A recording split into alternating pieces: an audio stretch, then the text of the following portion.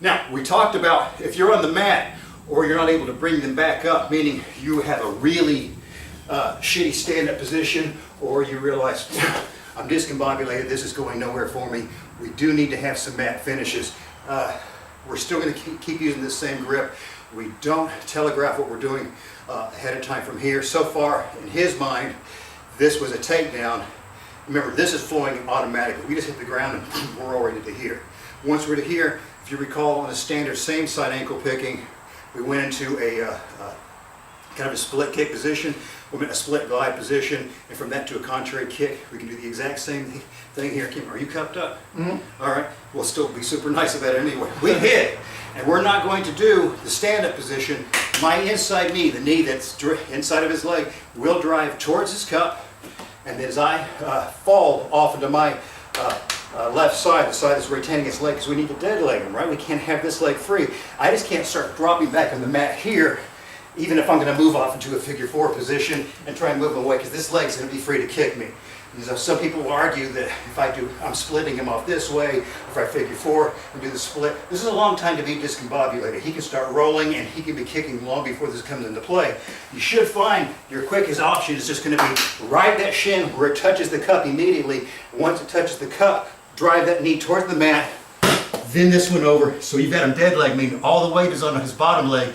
That leg is no longer kicking, whether it's for striking or kicking at the crook of the arm to get out of this thing. This heel will now drive into his navel, and this shin opens up and split his crack wider, and I just look back, and there's the finish at this point. So it's either solo finish, cutter grip finish, reverse lever finish. These are all the same, but they're all predicated on you doing this position here. No figure fouring, nothing else. We need to lock Ron in one spot so he's not rolling, not kicking. Leg locks are great, but what you should be scared shitless of are two things. Turning your back to someone, getting struck, because there's a lot of great leg locks that act like the choke no longer exists, which is ridiculous. And the other thing is you're working with the strongest limb, which means he's still got two hands to be floating away with punches. He's got this other leg to be kicking at you, so we get to dead leg it and take a lot of this out of play. Another thing to keep in mind on the split glide, which I didn't mention in 191, bad instruction, but it should always be in mind. When I'm doing the split glide and I'm talking about dead legging, take a look at this. We don't leave, as soon as we get this 90 degree, we're close to 90 degree bend in Ron's leg right now. It shouldn't stay this, it shouldn't be here by the time I hit the mat. Meaning, if we watch this bend that's in his knee and I fall over and I do all this, there's still this bend going on. It means I'm not giving him pressure yet. What should be happening, if I'm not going to be doing rising up on it, is I'm driving this through and falling back. I'm taking myself this direction, so we start this extension before it comes over. One is going to be, well, I want his leg extended. The more it's extended, the easier this first sub is going to be.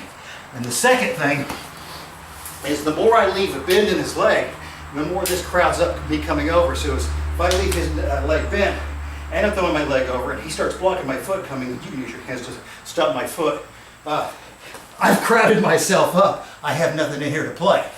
But if I tell him, you can still block my foot if you want here, this takes the block away, so his hands become more feeble at this point. We've extended the leg, we're almost already dropping into the sub immediately, so you're just not flopping to a side.